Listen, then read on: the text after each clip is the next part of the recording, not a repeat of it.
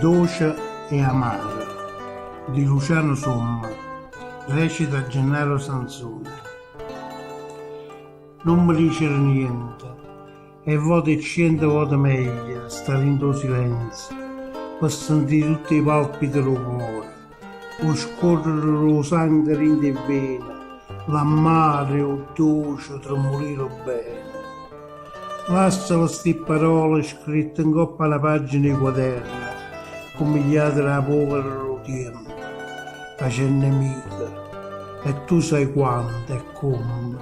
Non mi chiamava nome, mo che tra noi ci stiamo accorgendo giorno per giorno, e è diventata cenere l'estate. E fa paura la maschera dell'autunno.